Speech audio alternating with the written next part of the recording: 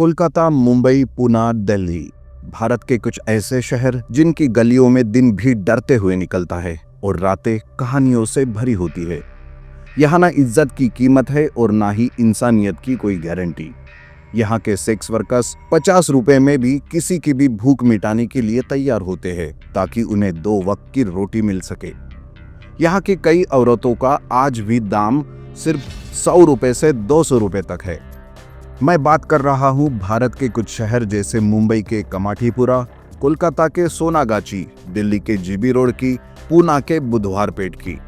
बस 200 रुपए दे दो और आराम से जाओ। इनमें से एक है कोलकाता का सोनागाची एरिया और ये है एशिया का सबसे बड़ा रेड लाइट एरिया। हेलो दोस्तों, वेलकम बैक। आप देख रहे हैं द सोशलिस्ट लीग। दोस्तों, कोठा एक ऐसी जगह होती है जहां सिर्फ जिस्म ही नहीं बिकते हैं सपने, उम्मीदें और इंसान। इस जगह पर वैसे तो हर लड़की की कहानी एक ही जैसी लगती है, लेकिन असल में हर कहानी के पीछे की घटना अलग होती है। कोई अपने प्यार पे भरोसा करके यहाँ पर आई है या फिर किसी को नौकरी का झांसा दिया गया था। कुछ तो ऐसी भी थी जिन्हें रास्ते से बचपन में ही उठा लिया गया था। यहाँ के हर एक कोठे में कोठे की एक मालकिन या फिर एक घरवाली होती है। वैसे तो पहले खुद भी वो एक सेक्स वर्कर रह चुकी है। एक जर्नलिस्ट ने जब सोनागाची की इन गलियों में एक स्टिंग ऑपरेशन किया तब पता चला कि जो भी लड़की इस नर्क में पहली बार जाती है वो ये नहीं जानती कि यहाँ पर ना बोलना मतलब एक बहुत बड़ा गुनाह है। अगर उसने मना किया तो उसका खाना बंद कर दिया जाता है और कई दिनों तक उसे भूखा रखा जाता है, क्योंकि धंधे में खड़ा नहीं रहना तो खाने को भी नहीं देंगे। और फिर शुरू होता है वो अत्याचार जिसे सुनकर आपकी भी रूह कांप जाएगी।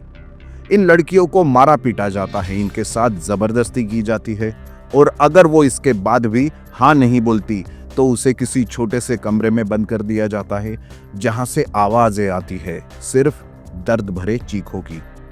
जैसे तैसे करके बेचारी मजबूर ये लड़कियां काम करना तो शुरू कर देती है, लेकिन अगर इनसे भी कोई लड़का अगर प्यार कर बैठा तो भी कुछ फायदा नहीं होता, क्योंकि इन्हें यहाँ से जाने दिया ही नहीं जाता। कि आना आना आना मगर किसी को साथ भगाकर मत ले जाना। सवाल यह है कि आखिर ऐसे एरिया की शुरुआत कैसे होती है। वैसे तो हर शहर या जगह में ये शुरू होने के पीछे की अलग अलग हिस्ट्री या कारण होता है, लेकिन आज मैं बात करूंगा कोलकाता के सोनागाची की। आखिर ऐसा क्या कारण था या हिस्ट्री थी इस जगह पर वेश्या व्यवसाय शुरू होने की। बात है कुछ 300 साल पहले सोनागाची की। यहाँ पर ऐसी स्थिति बिल्कुल भी नहीं थी। 1986 में एक अंग्रेज व्यापारी ने हुगली नदी के तट पर कोलकाता शहर की स्थापना की। व्यापार, शिक्षा, अर्थव्यवस्था और संस्कृति से भरपूर इस शहर पर सबसे पहले भारतीयों का कब्जा तब हुआ जब 1690 में अंग्रेजों को आधिकारिक तौर पर भारत में व्यापार करने की अनुमति दी गई। तब अंग्रेजों ने इस क्षेत्र में एक विशालकाय किला बनवाया और अपना व्यापार केंद्र स्थापित किया। इसके बाद अलग अलग घटनाओं के जरिए से ब्रिटिश ईस्ट इंडिया कंपनी ने 1793 में कोलकाता पर पूरी तरह से कब्जा कर लिया। लेकिन एक ऐसा समय आया जब पूरे भारत का नियंत्रण धीरे धीरे ईस्ट इंडिया कंपनी के हाथ में चला गया और आगे तो आप सबको पता ही है कि कैसे ब्रिटिशों ने पूरे इंडिया पर राज किया। लेकिन उसी समय एक कल्चर पूरे भारत में ही चल रहा था जिसे बाबू कल्चर कहते हैं। 1820वीं शताब्दी में बाबू लोग कोलकाता के एक खास इलाके में अपनी रखेलें रखते थे। रखेल यानी वो महिला जिनसे ये बाबू कहे जाने वाले लोगों के निजी संबंध होते थे।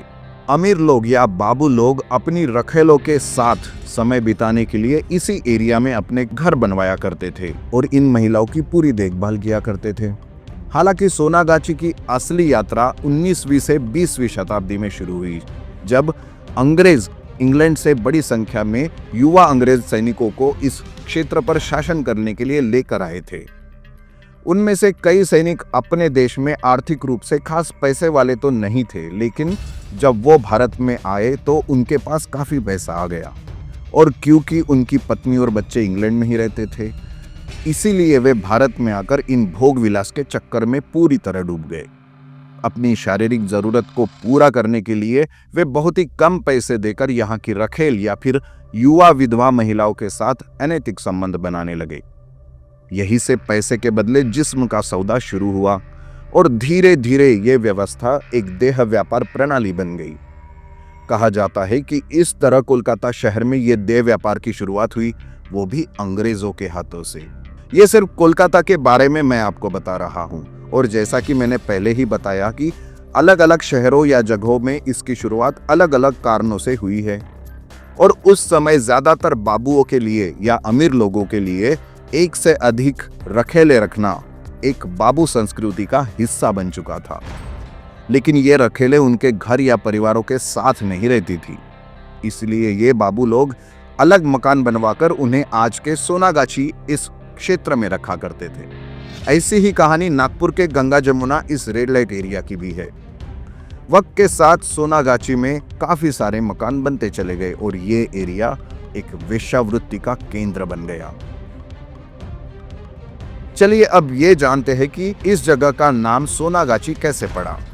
इतिहासकार पीटी नायर की किताब a history of Kolkata streets के हवाले से इंडियन एक्सप्रेस इस न्यूज़पेपर में कुछ लेख छापे गए थे, जहां सोनागाछी की कहानी बताते हुए वे लिखते हैं कि उस समय एक डकैत सोना उल्लाह अपनी मां के साथ इस एरिया में रहता था। कुछ दिन बाद उस डकैत की मौत हो गई। बेटी की मौत में मां दिन रात रोती रहती थी, लेकिन एक दिन रोती हुई मां को अपनी झोपड़ी से एक आवाज सुनाई दी कि मां तुम मत रो, अब मैं गाजी बन गया हूं। गाजी ये एक अरबी शब्द है जिसका मतलब होता है साधु या शांति फैलाने वाला योद्धा। इस बात की खबर जैसे ही पूरे कोलकाता में फैल गई, तब हजारों की संख्या में लोग उस झोपड़ी में आशीर्वाद लेने आने लगे। अब ये स्थान धीरे धीरे एक पवित्र स्थान बन चुका था। सोना उल्लाह की मां अपने बेटे की याद में वहां एक मस्जिद बनवाती है, जो अब गाजी बन गया। फिर उसी क्षेत्र को सोनागाजी कहा जाने लगा और समय के साथ उसका उच्चारण सोनागाजी से बदलते बदलते सोनागाछी हो गया। According to Indian Express reports, Sonagachi old pilgrim road पर है, जिसे अब रविंद्र सारनी के नाम से जाना जाता है। ये इलाका बड़े बाजार का एक सेंटर रहा है और अंग्रेजों के यहाँ आने से पहले भी यहाँ व्यावसायिक गतिविधियां होती ही थी। व्यापारी पानी के जहाज से आते थे, इनमें पुर्तगाल और आर्मेनिया के व्यापारी प्रमुख थे। यहाँ मजदूर काम किया करते थे और लोगों की भीड़ भी जमा होती थी। अब आमतौर पर ऐसा कई देशों में देखा गया है कि जब भी कोई शहर डेवलप होता है तो वो धीरे धीरे एक फाइनेंशियल सेंटर बन जाता है और अपने आप वहां पर बहुत सारे रेड लाइट एरियाज बनने लगते हैं। इसके बहुत सारे मॉडर्न एग्जाम्पल्स भी है, जैसे कि थाईलैंड का पटाया, जर्मनी का हैम्बर्ग, फिलीपाइंस का मनीला, ब्राजील का रियो डी जेनेरो और नीदरलैंड्स का एम्स्टर्डम।